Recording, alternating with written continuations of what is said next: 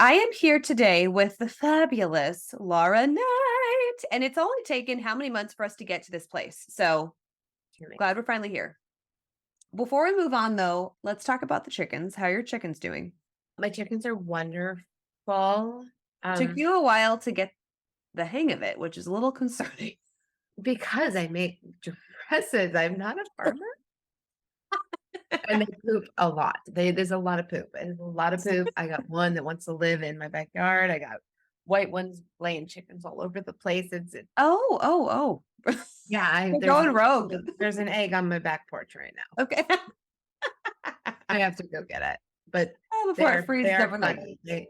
It's entertaining.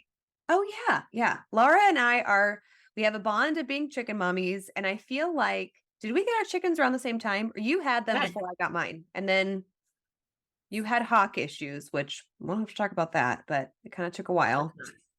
That's not. When I want them to be gone, no one eats them. When you love them, everyone eats them.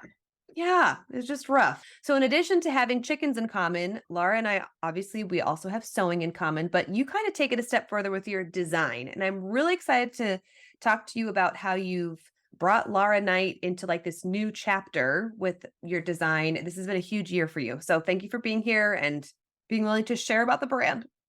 Thank you. Um, it's an interesting thing because probably a lot of people that are listening are seamstresses. Sewing is a passion. Design is a passion. I went to school for fashion passion. But the the aspect of learning how to create garments is has far exceeded my desire for the fashion industry. There's Mhm. a architectural like construction version that is more than just runway shows and all of this stuff. And draping. Yeah. Yeah, it's how a garment fits on a woman. Hmm. And the world we live in today is like woman, male fit. I'm interested in all of it. However, there is a very distinct aspects to a female body and Right. how a garment fits on it, stays on it, molds to it, how a piece of fabric blends to a body that has actually fascinated me more than even the design aspect of Yeah. it. It's like the science behind it intrigues you. Yeah, yeah, Yeah, and that's such a huge piece of it, and I think probably that's what's kind of separated you because you know that there is a difference between kind of the, "Okay, let's get the creative juices flowing," and also the importance of understanding the science of building the garment. yeah, yeah. Yeah. Where there is the design, fun sketch on paper, Mhm. super cool part of it. Now, how do I make that work? How Right. do I make that real? Yeah. So take us And back to the beginning of Lara Knight, and how did this all get started? can we start with Barbie? I was the girl in the corner of my like home videos playing with Barbie in the background. Barbie was my girl. My mom's girl. I'm a fifth generation seamstress. Um, Wow. grandma, like people I didn't know sewed. My mom sewed, my grandma sewed. I sewed with her. I hated it. Mhm. I would just play outside in the backyard. With the Probably Barbies. yeah, and Barbies. And but the aspect was like it was part of my genetics. It's like I knew how to take a piece of fabric and turn it into something. Mm, And, mhm. and I liked it. And as much as I forced it, and like I got into high school, I was making costumes. I was making the plays, the background, the scenery, the trees. I did home ec. The woman was like, you're not making boxer shorts, you're making a military vest. Yes, I am. Like, I was like, I'll make the set for the costume. This is fun. This is great. There's something about building and constructing, which like 1990, I'm gonna date myself. 1996 is when I graduated. There was no internet, there was no cell phones, there was no Mhm. social media. So much better. But there was, what do I want to do with myself as a living from a girl in a small town in Missouri? Mm, mhm. I have no idea. Oh, you're from Because Missouri. I didn't I know that. am I am a Lebanon, Missouri. I was from the Ozarks. I am the Ozarks, Missouri. You're a Midwest girl. I'm a Midwest girl, and Wow. I'm at 18. I moved to New York, and there starts the story. Did you know anybody in New York, or you're just like, "This is where Nobody, to go if you wanted to not leave a the soul, state"? Not a soul. Wow. I knew no one. My parents drove up there. My dad drove me to New York and freaked out the entire way because he was like, "It's so busy." And I was Yeah. like, "Me too." And I moved into FIT. I finally got a I was on the wait list for FIT. I got Wow. accepted, and I moved there, and it was bigger than my hometown. The Mhm. street that I moved to, and Mhm. I remember looking left and right and being like, "What Gotta am I start doing? walking fast. Yeah. What am I That's doing?" another skill Yeah, you had to pick up. Yeah. yeah, and it was fun. I enjoyed it. I enjoyed it, but the story of Lara Knight comes from the the glamour, the beauty, the dresses I put on my tiny Barbie dolls. I Mm, loved every minute of it, and I still to this day, if yeah, I didn't have 2 boys and I had girls, I'd be playing Barbies with them. yeah. That's so Instead cool because I love to hear how it's like it is just kind of part of you. It's just something that, oftentimes what we end up doing as adults is just what sparked us, gave us that spark as a kid. And when you're able to make money from that, it's like, okay, even better, if you can pursue that. Yeah, Yeah. Okay, but so you have big names under your belt. You have like Sarah Jessica Parker and Michelle Obama and Jennifer Hudson. It's like how let's talk about how you got there because I remember when I first learned that about you and I was like, "Wait, what?" And you're like super like down to earth. I don't know, I guess I just thought people who sewed for celebrities were going to be like super like bougie and unapproachable and so I want to hear that story. okay, so not bougie, not unapproachable. I worked for Izod. It was Okay. awful and terrible, and I was like, "My Yeah. dad wears Izod. This is horrible." That's And exactly what I thought. I think of like the 50 somethings that I know who wear eyes on. with that, yes. And I hooked on with this amazing designer. This is my blessing in life. I had a line before that. I didn't have the skills. I didn't have the Mm, craftsmanship. I didn't have the knowledge. I just had the want. yep. So I hooked on with the designer, Peter Sornin. And he had these contacts and this information. It wasn't just Michelle Obama, who amazing. It was Kelly Swank, Christina Ricci, Vanna White. I made these patterns, gowns, dresses, stitched. My first day at work, he goes, "Sit down, we're making a corset." And I was like, I might have lied on my interview just a little bit. I don't know what I'm doing. And I was like, "All right, let's go. Let's go." He took that person that wanted it and Mhm. became the person that knew it Mm, behind the machine.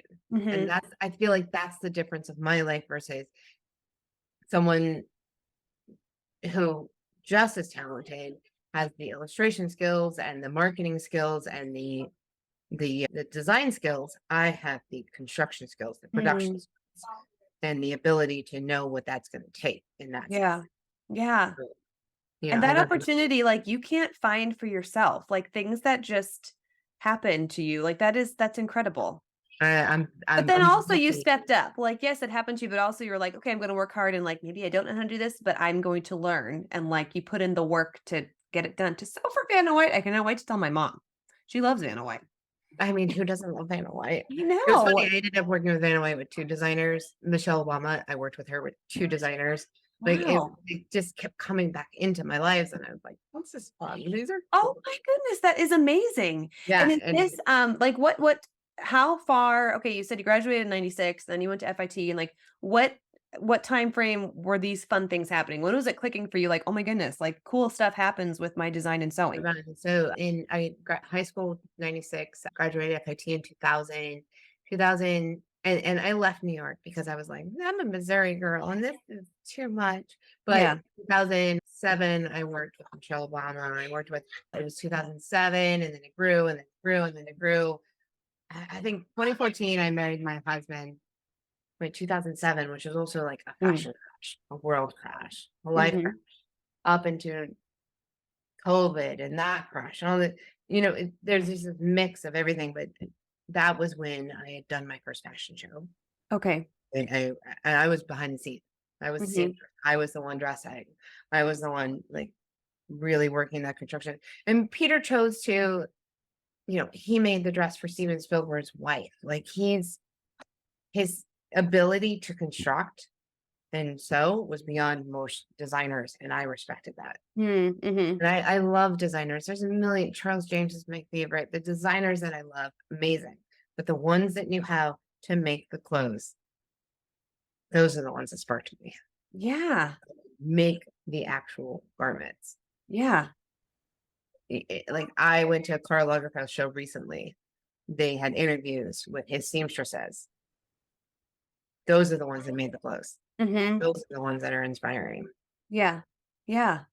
Um, And it's so I think sometimes there's perception that like the designer does it all, or it's like it's kind of this one person show, but that's not, well, you just need to see one season of Project Runway to know that's not the case. Like, yeah, yeah.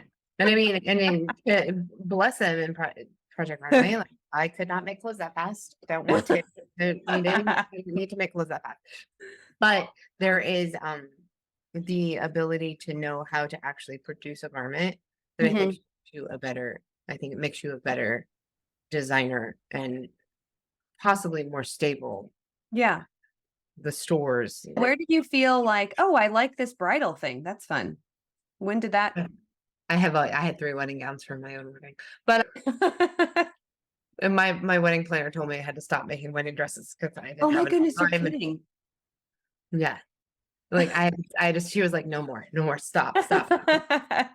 When it comes, okay, so evening and wedding event is more of my style more than tailoring or things, and it came from the Hollywood glamour, the Marilyn Monroe, the Mm, Barbie doll, the glamour that all of those people put on, which we all know now because of the wonderful Barbie movie. There is also a strength in that mhm. because those women would come out and they are dressed to the nines and they hold a power when they do that.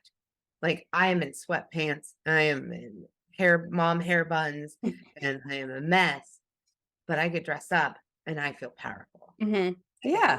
a lot of women feel that, Oh, and totally. there's something to that that really impressed me and really drove it home. Like when I wanted to create things, I'm like, I want to give you feathers, not because we're fancy or pretty or anything, but because we are powerful and we need feathers and we need to present ourselves. Like there was this power to that. That's very cool. Yeah. So leaning into like you were working with brides, you were, working with formal wear, but what kind of led you to take a step back and focus on your own line?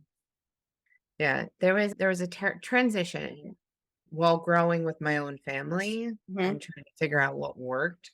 I did a lot of custom, which was when I worked in production and when I worked as pattern makers, there was a disconnect between me and the clients Mhm. because there was a designer between us or someone. Yeah. So I really enjoyed doing custom because it was one on one. I could name all of my brides. I could tell you when they had their babies. There Yeah. was a connection between that. And I really enjoyed that. The difficult part was that it was hit or miss, high and low, Mhm. and as steady stream for my family or steady income, it was a little more difficult. So I chose I can make a design collection, I can make a line brand new. So we're Yeah. still at the beginning of this, and I can have a little bit more stability because my kids are older, Yeah. grown, they're bigger. So now I can start a bit more of a stable pattern Mhm. towards it versus, the connection I had with my custom clients, who I still love. And I still have a great connection with. That's so So cool. Yeah. yeah.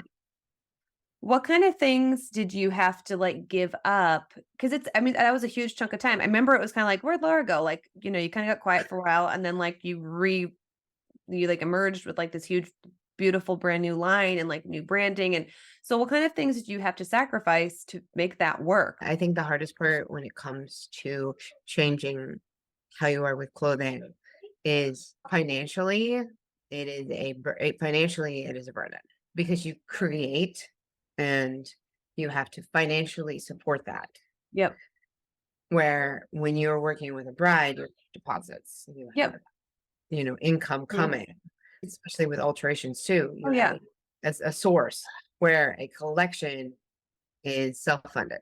Mhm. It Yep. really was. And that is, And especially, like, a quality line, like, you were investing you knew that you wanted to do it right, yeah, so it's, like, investing the time and, like, the quality materials and, like, you weren't playing around, and so that is so much more of an investment and a risk, you know? the bigger investment. And then you end up on the other side of it. The other side of it is now I have to switch hats and sell that line. Mhm. Mhm.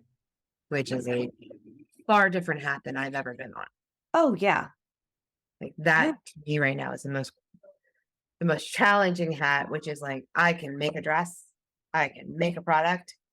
Oh my gosh, I have to convince people they want this product. Yeah. Oh, totally. It's like a different animal. It's kind of Yeah. like just using different sides of your brain. But because as you're going through this, like whether it's like the design or the work or realizing like the time and the money that you need to sacrifice to pour into this, like what kind of things did you have to work through? Because I can just imagine it brings up stuff when you're ready to like take a huge leap like this. Like, of course, it's going to bring things up, you know? So what kind of things did you have to work through to get to a place where you had the guts to do this? Everybody knows about imposter syndrome. Mhm. Everyone's favorite demon. Mhm. First, I had to convince myself that my name was valid to use. So I had Mhm. to I had to constantly look at Lara Knight as a brand, not just as, like the girl from Missouri. Right, It with was, chickens. yeah, girl with Missouri from chickens, got two boys, nobody, and I wear sweatpants. I have mom bottoms. But like I had to be like, I am a person that can walk down a runway, that can show someone that I am Mm, a quality craftsman and a quality thing. But I'm stubborn in certain cases where this is going to be an American made product. My mhm. dad was in a manufacturer of steel. That was their family business. And I want American made product. Mm, mhm. Crazy. That's not cheap. No, Nobody wants no. it. Nobody, everybody wants a discount. I'm going to have less accounts and less things. Like I have standards and I have things that I have to line up to make it work for the business that I want, Mhm. the Wow. quality that I want. The biggest thing with the imposter syndrome, and probably will be that'll be a lifelong lesson, Oh, is yeah. am I good enough? Am I Oscar? Am I Vera? Am I Caroline? Yeah, yeah, I am. Yeah, It's I so can't imagine that. But it's yeah, kind of like, okay, if you're feeling that way, then I mean, we're thinking of listeners who are feeling like apprehensive to just start the business to get things started, or like, I have this skill. Do I deserve to make money with it? Or, and you know what I mean? Can I actually like bring people in my home to sew for? Like, so then to hear that, like, this is something that you know, you continually are working through, I think that speaks volumes, you know? yes. It is something that you have to wake up in the morning and tell yourself, I'm a designer. Yeah. I am There's never this sense of like, okay, I've arrived. So I just, you know, I whatever. wish Yeah. I wish that'd be so great. Wouldn't it be great if you're just like, oh, I've made it. Okay. Yeah, exactly, and done and done. So Done what and done. kind of things are you doing? Like, how are you outsourcing for your marketing? Like, that's a whole new, like, animal. Are you how hands-on are you with that part of it? I ended up this round. I've done this a couple times and Mhm, then I had a baby and then, but this round I decided to kind of hire someone in who coached me on the mhm. selling stuff, and that was expensive. It was Okay, like, yeah. Oh, I'm sure. but they were professionals in the industry who worked with stores, worked with things, worked with marketing, being able to pivot myself from someone who marketed to a local community versus marketing to a larger community. Oh, yeah. It's a lot of work. Who Yeah. likes social media? I No, don't know. no Yeah. hand. There's not a single hand that's gonna raise. It's horrible. It's awful. I wake up in the morning. I'm like, But I I am didn't even think of that. Of like, yeah, you're because you had quite a following, like a local following of did you ever do alterations or were you just doing customs? Because I think by the time you and the I met, only you reason were I didn't do alterations, and I dabble in for friends and I dabble in for yeah. people locally, but I didn't do an extensive amount because the calendar is different. Yep. Oh, Your totally. alterations have a different like timeline versus my construction, and Mhm. fix those was like, I'm gonna screw this up. Oh, yeah. I dabble, but I don't do a lot of it because like I need a timeline for my clothing versus a timeline for alterations. So you Yeah. have to be prepared with a calendar, Yeah. in two kids and holidays and everything else. So, Yeah. So if, you know, as you were working with you're doing some customs, you're doing some alterations, and then you totally want to shift into only like designing your own line. yeah. What can people expect to number one, like sacrifice? You kind of touched on that a little bit with like the financial sacrifice. And then how do you like rearrange your life to give yourself time for that? And also, third question, how do you even project the timeline of when it's going to be, when you're going to be like making the money back? You know what I'm saying? It Yeah. just seems like such a huge, It's It's huge. I keep using the word risk, but, like, I think with you, like, you've along the way, you've seen, like, wins, like, "Hey, this could happen," but it's constantly a risk, but those are all these things to consider. Mhm. There is a risk. I have seen multiple companies that I have worked for that they seem beautiful companies, but they'll go under because it is a risk. And so Mhm, I'm trying, you definitely have to keep it within a capacity. You have to keep a budget, you have to keep a production budget, costing, all of those things become extremely important. You I am still currently working on this, and I think mhm, everyone will forever. There is a balance of what you have to have as far as life, work, expectations, mhm. learning this. I know that dream wise, I want to be the next person running down a fashion show, but I also know that let's sell dresses first. Let's Mhm, get to the stores first. So I've given myself a number. It's very like a very sedate number. How many dresses can I make a year? How mhm, many things can I do a year? Because I don't want to outsource. I don't want to go to China. I don't want to do that. So I want to be able to keep it in store. How many until I can hire a seamstress? How yeah. many until you have to be very organized, and it's hard as a creative because you just get excited. I Oh, get yeah. excited. I'm like, "Oh my god, let's do this thing. That's it." So, I have to rein myself in. I don't like working weekends. I don't like working nights because I Oh, like hanging yeah. out with you guys. Yeah. So, what can I do? And if you can keep that little bubble, I think Mhm. that you can have success because that bubble can grow slightly every time. Yeah. Yeah. So, Yeah.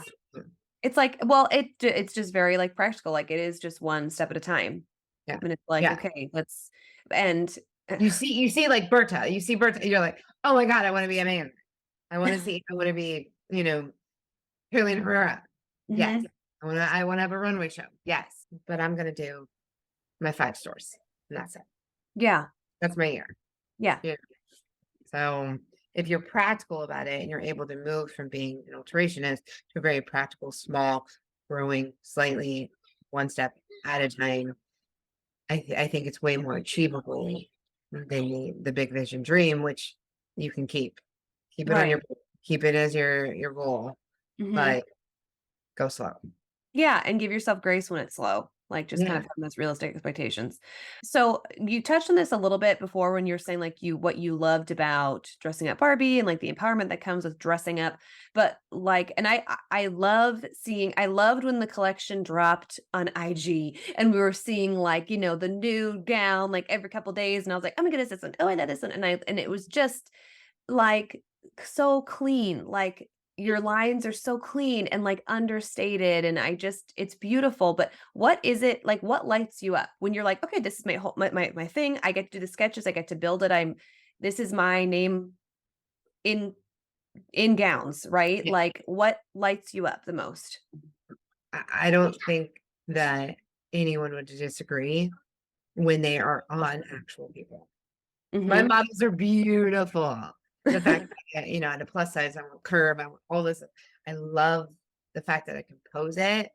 What lights me up is when I get a girl in a dress and Mm, excited and they feel amazing and they can then walk down the runway and be like, next chapter of my life, yeah. next version of what this is.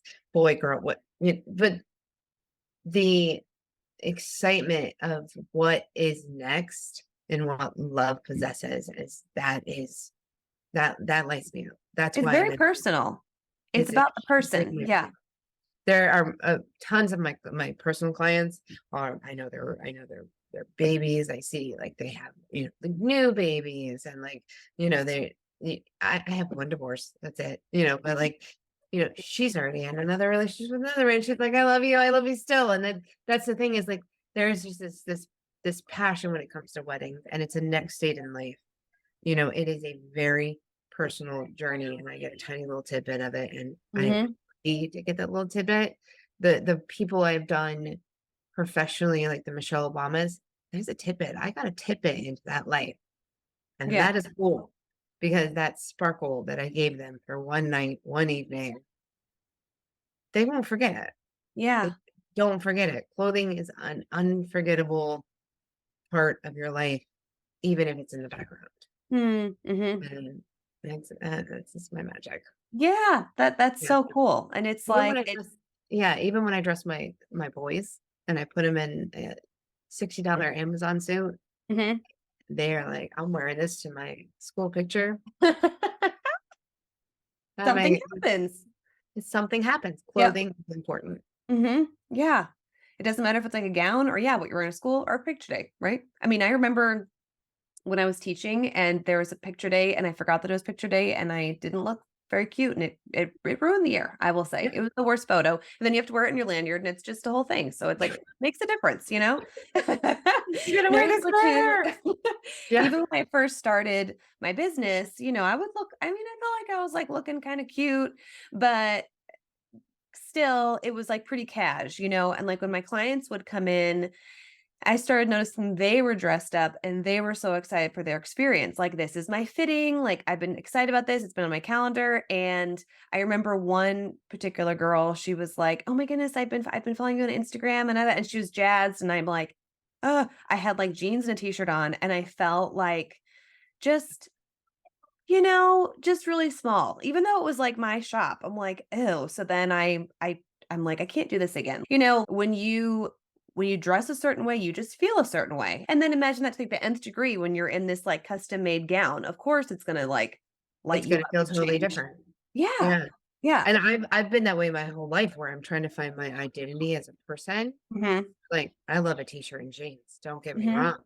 And It those slippers, and my the slipper, famous slippers. that is my thing, and I'm like, "You know what? I'm gonna respect that.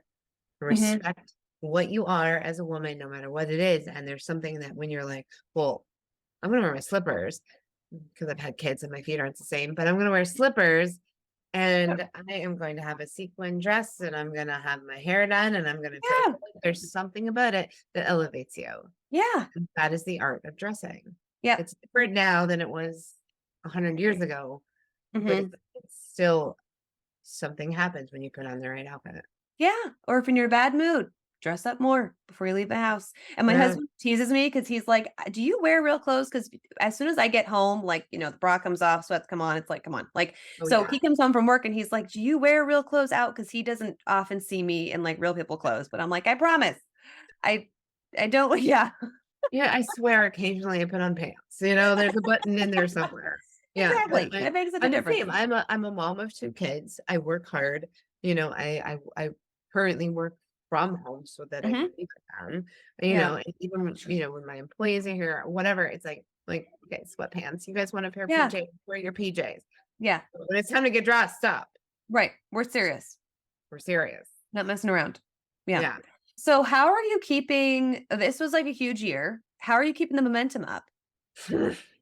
Naps. Lots of naps. No, and that's just Because like and you kinda touched on this too. It's like, okay, now you're like you're on the totally other side. You've launched the line and now it's like, okay, get people to buy it. So it must be a little exhausting to think like, okay, and this is like you're not done running the marathon. It's like the yeah. next piece is so what helps you like get up in the morning to just keep going Yeah. and keep the Besides ball my rolling? besides my gratitude practices, it's hard. I have to then again convince myself, you're now wearing a new hat. You are Mm, no longer a designer, a pattern maker, a garment construction sewer, seamstress. I am now a salesperson. yeah. And let me tell you, it's my least favorite hat. It's my Yeah. least favorite hat because I can make you dresses all day long.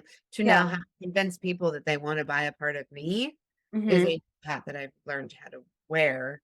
And let's just go. Let's just keep going. Let's just Yep. keep going. Let's just, every day, like pick up the phone, swallow your pride, and then be like, "Hi, let's do this." It's a whole new realm of like, instead of being like, "You want a new dress? I can make you a dress. I got Yeah. this." Yeah. You know, and it's more just coming up, having gratitude, convincing like, I am a designer. I'm a designer. I'm a designer. Let's sell my clothes. Mhm. Yeah, And taking naps, like, that was it, like, immediately you said that, so rest is a big piece, it sounds like, of keeping the momentum going, which is kinda hard to do. It's kinda hard to prioritize that, you know? it is. It is. I'm not young anymore. My body doesn't like to sleep. It's the fun part of me. I just like to like stay up all night long. Yeah. Well, I But always thought that when I grew up, I would grow up to be a morning person because I've always been a night owl. My husband's a Mhm. morning person, so he'll like wake up and just want to start talking as soon as he wakes up, and I'm like, no. But I could, I love to like stay up and make things or stay up and read, and that's what was dangerous when I was working from home because I would be like, oh, 10 o'clock, okay, I'm going to go ahead and start work, and it's like, like, or I want to finish this project real quick before I go to bed. And I would let myself stay up. And it's like, okay. So sometimes you're just like wired that way, but it's like, how do you use, You have to switch yeah, your wire. I would yeah, stay up, the boys would go to bed, and I'd instantly go downstairs and like I'd be like, okay, they finally fell asleep. It's 10 p.m. Let's go yeah. work. Psycho. No, Yeah. that's terrible. I would rush Yeah. up. If things like 1 a.m. and I'm like, oh, I should go to Mhm. bed. Right. I should sleep at some point. And then it's like, oh, but I'm gonna wake up at 6 because they're Yeah. Oh it's gosh, yeah. And I think it's it's not even wrong. that because I read somewhere like depending on what time of day you were born, like that. I don't know. I don't know if it's a thing, I've but always been a night owl. I love night owls. I have switched in the last year. I oh, okay. love my mornings. Maybe And I'll be like that someday. That's my goal. And I see yeah, other people who have their like cozy early morning routine before sunrise. I'm like, what is that? But I maybe, there's know still I'm time. gonna have a good 5 a.m. And this is new. This is brand new. And especially with children, they go to school. Hmm. That has been my oh, I work now. Yeah. Because when they come home, when they come home, I want to be with them. Yeah. I wanna hang out with them. So Yeah. that has been like, oh, okay. Hmm. I don't really actually want to work at night anymore. Yeah. Yeah, exactly. Yeah. And now they're old enough where that's like, okay, you can base your work day around their school A little schedule. bit around their schedule. Yeah. I mean, Mhm. it's intense. Like they're at school. I'm like, okay, bye. Yeah. Gotta crank it I out. gotta go.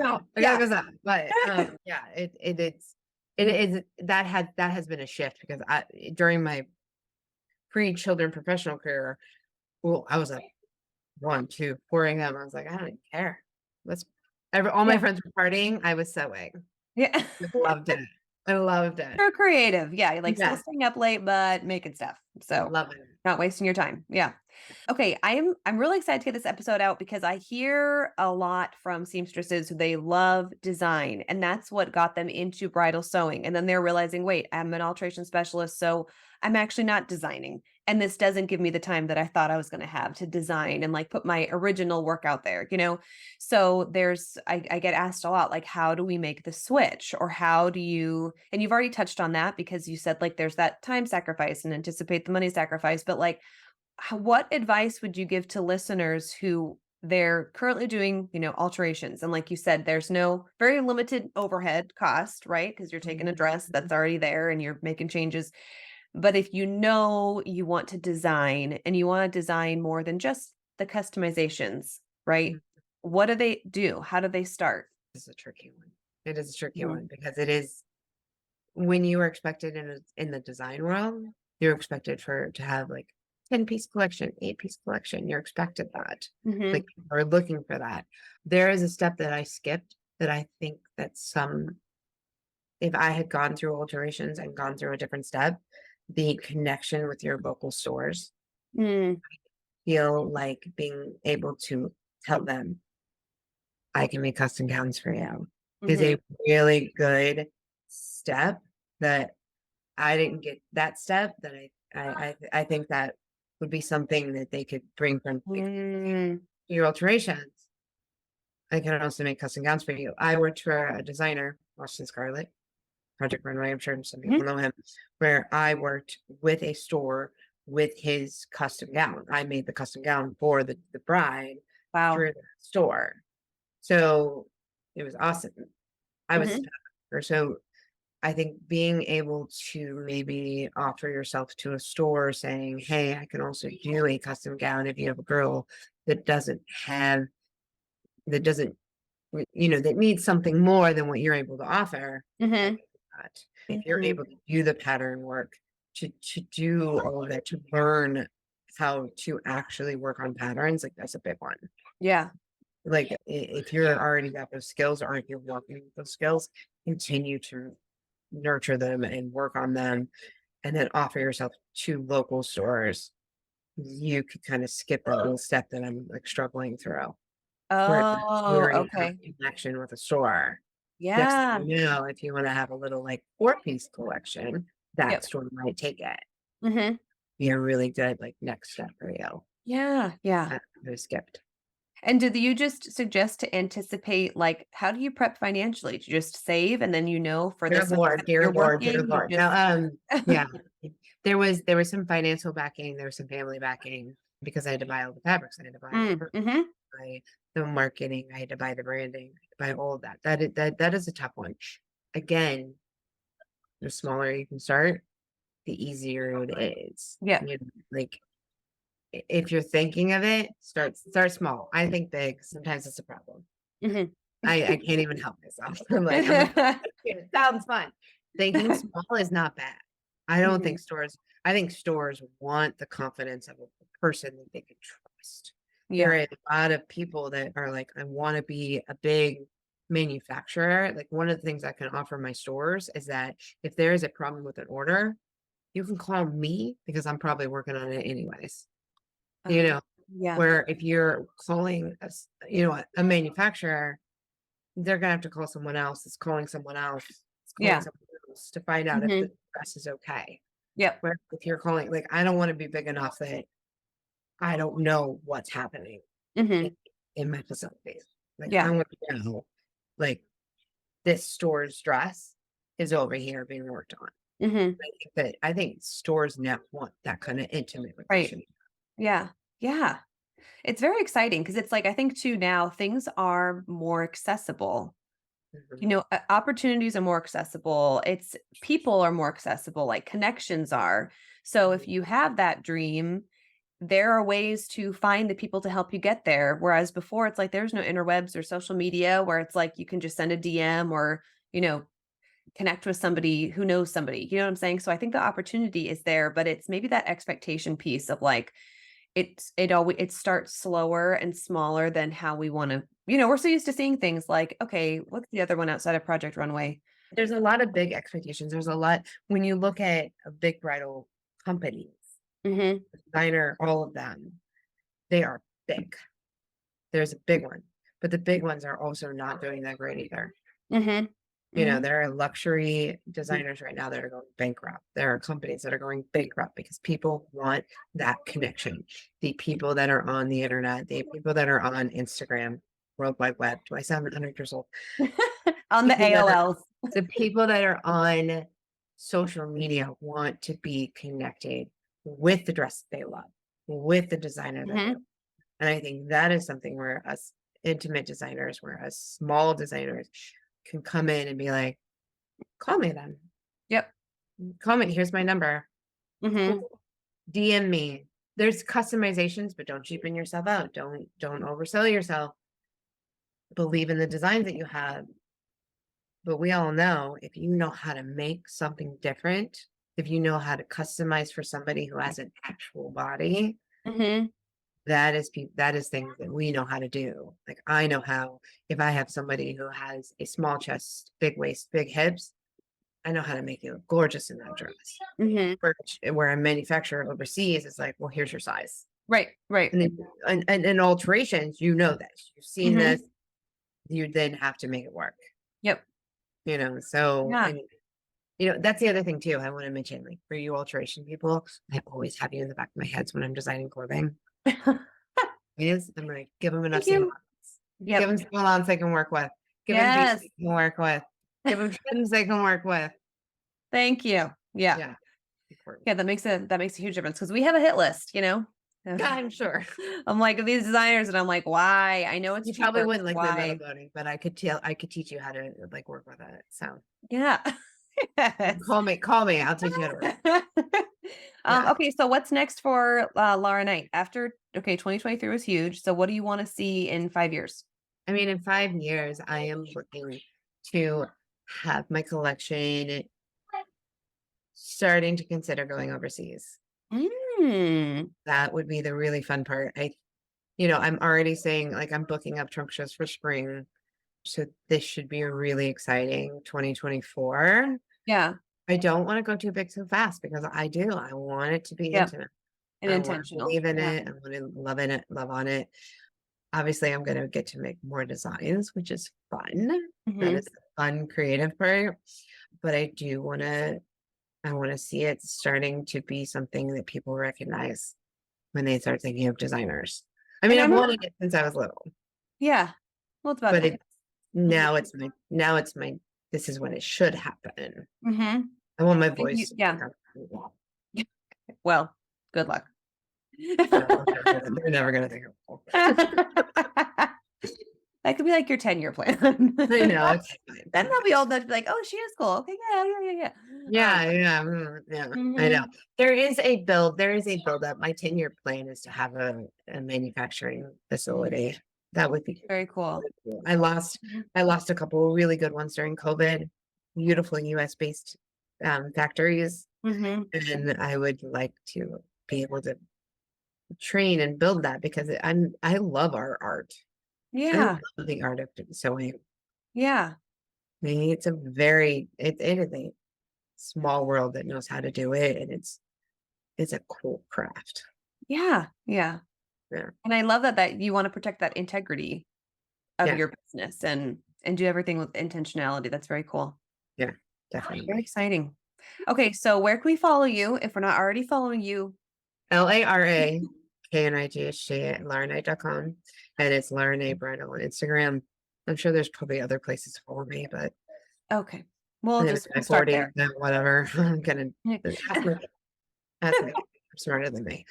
There's probably a Twitter somewhere that someone tweets me, but Okay, great. We'll just put your name in Google, see what happens, good, and just just attach do the show that. notes. That'll be fun. That'll Okay. be fun. I think there's an astronaut named Lara Knight too, which is cool. It's a cool name, so, it's just making the rounds. Thank And I think this will just be really encouraging to like, it's doable. It takes sacrifice, but it is doable, and it can be within grasp when you have those realistic expectations of what you're gonna come against and what you need to prepare for, but it's not impossible. It's not impossible. Like I am a nobody from nowhere. I'm from Missouri. Just like a hillbilly from Missouri. I do not come from money. I do not come from fame, and yet I want it. And that's probably the most important part. And if Mhm. anybody wants to talk to me about it, call me. Oh, great. Okay, that'll be great. I'm gonna include that in the show Call notes. me, text Just me, DM send me a me. DM. Mhm. Yep. I I'm won't pretty post your number out there, but I'll give yeah, we can DM you. DM me. I love that. Hey, thank you, Laura, so much. Thank We're so you. excited for what's coming for you the next 5 years. Probably I soon. would. I'd show you my chickens, but it's night. They're sleeping. Okay, we'll get some pictures to put in the show notes. That'd be great. Okay. Okay. Thanks for listening to today's episode. If you like what you heard, please subscribe and share this podcast with a friend. And if you're feeling really generous, leave a review. Thanks, everyone.